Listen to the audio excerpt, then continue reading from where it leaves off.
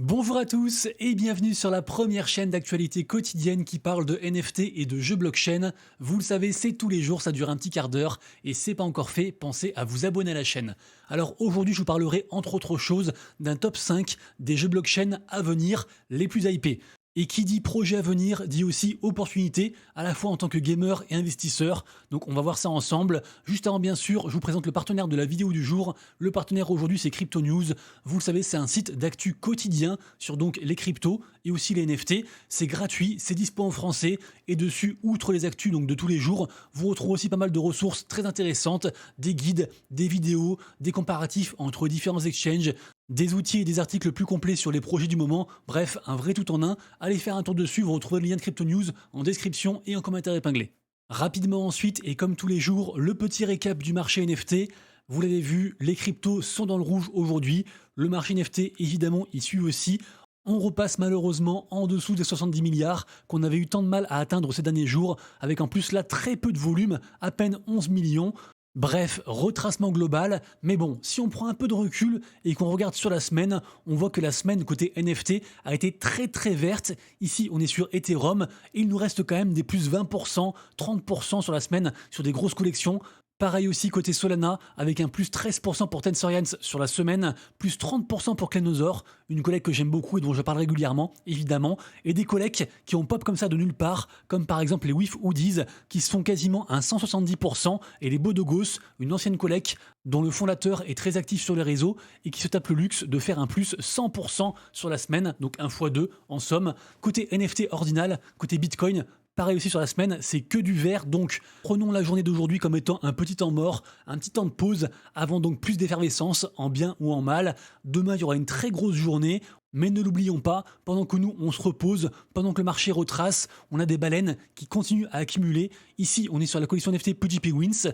Les Pudgy Penguins, très grosse collection NFT avec un floor price actuel à 10,8 Ether, qui a donc fait son plus 20% sur la semaine. Et Pudgy Penguins, on a par exemple en fait des mecs comme ça qui créent plusieurs wallets, donc ici 12, et grâce à ces différents wallets, ils achètent, ils sweepent plein de NFT Pudgy Penguins. Donc là ici en fait on a un total de 800 Ether qui ont été dépensés pour les Pudgy Penguins. Retenons aussi qu'il y a peut-être moins de nouveaux entrants que ce qu'on pense, parce qu'il y a beaucoup de baleines en fait qui manipulent le marché, qui créent donc ce genre de wallet et qui en fait remettent des collections au goût du jour. On a l'impression qu'il y a plein d'achats, mais vraiment c'est des baleines qui accumulent. Et forcément aussi, elles se délesteront un de ces quatre. Pour cet exemple, le mec n'a pas vendu un seul Pudgy Penguins pour l'instant. Et bien évidemment, on ne va pas cracher sur plus de liquidité côté NFT. Pour finir, je vous rappelle que ce récap NFT, vous le retrouverez tous les matins sur mon compte Twitter vers environ 11h, donc n'hésitez pas à me suivre. Vous retrouverez entre autres le top 3 des volumes, des gagnants, des perdants, et aussi bien sûr les mints du jour les plus intéressants selon moi. Et aujourd'hui il y en a pas mal, notamment sur Bitcoin. Passons ensuite à un top 5 de jeux blockchain tendance qui vont arriver très bientôt, et forcément donc ces 5 jeux ont une actu chaude actuellement.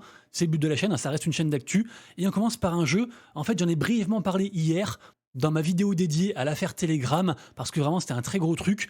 Donc voilà, j'ai juste évoqué Runiverse, je vais en reparler parce que donc ce jeu est donc sorti pour tout le monde, il est gratuit, c'est sorti hier, ça se passe sur la blockchain Ronin. Ce jeu est donc un MMORPG, on va dire pixelisé, un peu à l'ancienne. Pour ceux qui ont connu genre la Super NES, ce genre de choses, ça ressemble un petit peu. Et j'aurai deux réflexions par rapport à ce projet, sachant que dans tous les cas, ce projet, je le redis, il est hypé, il y a de plus en plus de monde qui s'y intéresse, donc pour moi, c'est déjà une réussite en soi. Première réflexion, c'est par rapport aux collections NFT. Donc il y en a deux principales, celle-ci, les Watcher's Rings, et celle d'en dessous, les Lands. Et vous le voyez, en 24 heures, les lands, les terrains, ont quasiment perdu 30% de leur prix. Là, ils ont un floor price à 175 RON, le RON étant à 1,7 $ à peu près. Et pour la première collection, la plus chère, les Rings, pareil aussi, moins 14%. Et ça, c'est un phénomène qu'on retrouve quasiment à chaque fois. Avant la sortie d'un jeu, le prix des assets augmente, la crypto en général et aussi les NFT. Et quand le jeu sort, patatras, tout s'écroule. Donc moi en général, je répète souvent en fait cette manœuvre et c'est vrai que 3 fois sur 4 ça marche. J'achète aux rumeurs en fait de lancement et aux alentours du jour du lancement, je prends des bénéfices. Alors je me répète, pour moi, je suis gagnant sur long terme en faisant ça, mais ça ne veut pas dire qu'il y a 100% de réussite. Donc voilà, je lâche l'info comme ça, vous en faites ce que vous voulez. Et deuxième réflexion, c'est que dans le jeu Runiverse, soit en y jouant, soit en se connectant en fait tous les jours sur le site, même sans jouer, on peut récupérer des donuts et a priori, il y a une rumeur qui dit que ces donuts seront convertis en une crypto. Donc d'une part, on peut participer à ce airdrop gratuitement en farmant donc les donuts, comme je l'ai dit. Et d'autre part, si vraiment il y a une crypto qui arrive, forcément, en toute logique, les assets devraient prendre de la valeur. Et ça, c'est pareil aussi, en général, quand il y a une rumeur en fait de token, les trucs augmentent. Et une fois que le token sort, les NFT perdent de la valeur, et encore plus s'ils ont généré du airdrop par rapport à cette crypto. C'est quasiment tout le temps le cas. Dernièrement, ça n'a pas été le cas sur un projet qui s'appelle Pirate Nation, mais voilà, pareil aussi, globalement, en général, c'est le cas. Et d'ailleurs, les deux réflexions que je viens de vous dire peuvent s'appliquer selon moi, et je me répète, ce n'est pas un conseil d'investissement, mais ça peut s'appliquer, et moi du coup je le fais aussi par rapport au projet Triverse. Je le rappelle, Triverse c'est un MMORPG sur Immutable X qui arrive très bientôt. A priori, l'alpha devrait être pour ce mois-ci, voire début septembre. En tout cas, voilà, très bientôt. Il y aura aussi un token par rapport à ce projet et par rapport à son studio qui s'appelle Endless Clouds. Ce projet est géré par un gros influenceur qui s'appelle Loopify, qui est très actif. On voit son compte ici. Alors bien que ce jeu ait été annoncé gratuit et ouvert à tous, évidemment aussi il y a des NFT. La collection qui est pour moi la plus intéressante, c'est celle-ci, c'est les Lands, les plots Triverse, qui sont actuellement à un prix de 0,22 Ether. Je pense personnellement qu'ils auront une grosse utilité in-game et qu'en plus de ça, ils vont générer un jour ou l'autre la fameuse crypto du studio Endless Clouds. Donc vraiment pour moi, c'est la collecte à récupérer si on veut s'investir sur Triverse. Sachez aussi qu'il y a une seconde collecte qui est beaucoup moins chère, elle est à 0,10 Ether, mais c'est plus en fait des skins in-game. Sachez aussi que ces deux collections-ci ont pris assez cher sur la semaine. Les Timeless ont pris moins 11% et les Lands pareil aussi moins 10%. Il y a aussi une troisième collecte des arbres, mais qui coûte plusieurs Ethers, donc j'en parle pas.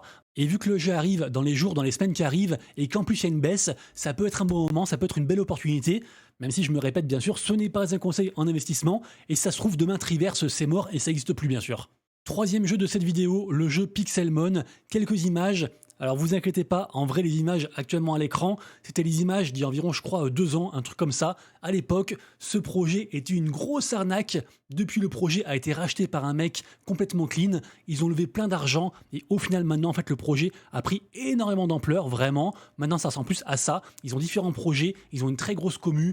Bref, Pixelmon pour moi, ça a de l'avenir. Je l'ai pas dit, mais bon, ça se voyait. C'est évidemment aussi de base un Pokémon-like pour le jeu principal. Et qu'est-ce que c'est la news actuellement par rapport à eux? C'est que dès demain commence en fait le stacking par rapport aux NFT. Ça devrait concerner la collection principale qui est ici, donc les animaux, si vous voulez, les Pokémon, pour faire simple, qui ont actuellement un floor price, un prix plancher à 0,43 Ether, ainsi que la seconde collecte, les dresseurs, les traîneurs, qui ont d'ailleurs pris 30% sur la semaine, et eux ils ont un floor price à 0,08 Ether. Le stacking des NFT permettra donc de générer la crypto du projet, la Cryptomon, qui est déjà sortie, qui a un prix de 0,14 centimes à l'heure actuelle. Vous le voyez, elle a d'ailleurs pris assez cher depuis son lancement en mai dernier. Sachez aussi que, mis à part les NFT, on peut aussi stacker directement la crypto sur leur site principal. Ce sera donc le même endroit pour stacker les NFT. Et si on fait ça, en fait, on génère donc des protocoles points. Ces points, en fait, s'accumulent. Et au bout d'un moment, si on le souhaite, on peut les dépenser dans le launch pool. Et grâce à ça, en fait, avoir de la crypto d'autres projets gaming hypés. Pixelmon a développé ce dashboard et tout l'écosystème protocol avec vraiment une visée bien plus large en fait que leur propre jeu à eux.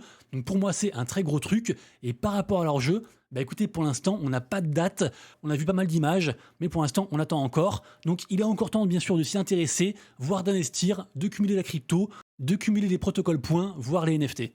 Et dernière chose, nous sommes toujours en attente du airdrop de la Cryptomon via leur site. C'était donc un site pour farmer les airdrops, c'était entièrement gratuit. Je pense qu'il est encore temps de rejoindre, même si j'ai vu que par exemple pour les boosts, on avait seulement jusqu'au 26, donc jusqu'à hier en fait, pour les activer. Donc essayez de jeter un œil, on sait jamais, c'est gratuit. Et en tout cas, le airdrop devrait arriver très bientôt. Quatrième jeu qui va arriver très bientôt. Alors en vrai, désolé, c'est un petit peu une douille. Pourquoi? Eh ben en fait, j'ai pas trouvé le moyen pour pouvoir y jouer. Je m'explique, il y aura des playtests par rapport au jeu Mirandus.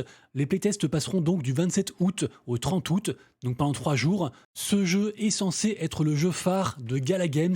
Gala Games, bien sûr, on connaît tous de nom. C'est à la fois un gros studio, une grosse plateforme, une marketplace. Ils produisent des jeux, ils mettent en avant des jeux, ils ont aussi des films, ils ont des musiques. Bref, c'est un immense truc. Par contre, bien sûr, on le rappelle aussi, le token Gala a pris très très cher, il est seulement à 2 centimes actuellement. Il y a aussi pas mal en fait de déboires par rapport aux fondateurs de Gala Games qui se poursuivent plus ou moins en fait par rapport à des histoires assez sombres. Bref, Gala Games, c'est assez compliqué, même si personnellement j'y crois toujours. J'avais couvert la news sur leur nouveau jeu de Tap to Earn sur Telegram, qui est gratuit, qui est d'ailleurs encore dispo pour ceux que ça intéresse. Et Mirandus, c'est vraiment leur projet phare, c'est leur projet de cœur. Pour l'instant, on le voit, il n'y a pas trop de hype.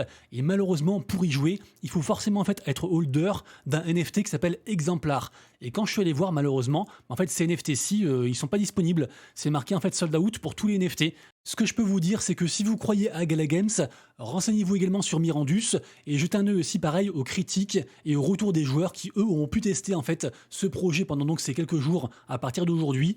Mirandus, c'est décrit comme un MMORPG où en fait les joueurs peuvent construire presque à l'infini leur base et ce que vous voulez. Donc vraiment un truc axé communauté, si je puis dire. Donc voilà, projet à surveiller. Et on terminera la vidéo du jour sur le projet MapleStory. MapleStory, c'est une grosse licence Web 2 à la base, vraiment très très grosse. Et là, ils tentent une incursion dans le Web 3. Ils ont déjà délivré une première expérience de jeu il n'y a pas si longtemps que ça, et vraiment les gens étaient comme des fous, ça a beaucoup plu. Pourtant ça reste un truc on va dire classique sur navigateur, mais vraiment ça met la communauté à l'honneur, et les gens ont vraiment bien aimé, il y a eu des très bons retours par rapport à ça. Je le rappelle aussi, MapleStory a mis à dispo un dashboard qui est entièrement gratuit et sur lequel on peut déjà farmer des points tous les jours. Et ces points, on le pense bien sûr, seront transformés en une crypto. Donc vraiment, allez voir. N'oubliez pas, faites attention, il faut passer par un VPN parce que c'est interdit pour les Français, malheureusement. Et justement, la news du jour, en plus de l'arrivée imminente du jeu, c'est bien sûr aussi le teasing de leur crypto, la crypto donc NXPC. Et ce qui est intéressant, c'est qu'ils ont en fait sorti la token économie de la crypto en version, comic book. Donc voilà, du coup très sympa. Il y a vraiment une grosse patte en fait de l'univers MapleStory. Je me répète, à la base c'est une grosse licence. Donc vraiment c'est un projet très attendu. Pour l'instant, il n'y a pas de NFT, juste on peut donc farmer en fait le dashboard et créer aussi un perso du coup sur le site. Donc allez voir, c'est gratuit, c'est un gros projet, ne le loupez pas. Pour terminer, et si vous n'avez pas trouvé votre compte dans les 5 jeux que je vous présente, et si vous voulez jouer dès maintenant à différents jeux, ici un thread très intéressant qui vient de sorti hier, sur le top 15 des jeux type e-sport, des jeux avec compétition, évidemment des jeux blockchain qui sont actuellement les plus tendances et qui marchent le mieux actuellement. On retrouve notamment Farcana, Sparkball, Shrapnel, Parallel, Neon Heroes, Wilder World, etc. Donc allez voir le thread, vraiment c'est très intéressant. Je trouve quand même qu'il manque le jeu Fableborn. C'est un jeu d'action qui justement vient juste de sortir une campagne en fait de play to airdrop et qui se prête aussi parfaitement à l'e-sport. Mais voilà, vraiment, si vous ne savez pas quoi faire actuellement, jetez un œil à ce thread, vous allez forcément trouver votre bonheur. Merci à tous d'avoir suivi la vidéo, j'espère que vous avez aimé. Si c'est le cas, pensez à vous abonner à la chaîne et à liker la vidéo, ça m'aide beaucoup, donc merci à tous. Et quant à nous, on se retrouve donc dès demain pour la prochaine vidéo. Et d'ici là, comme toujours, prenez soin de vous, de vos proches et de vos wallets. C'était Monsieur Rabbit, ciao.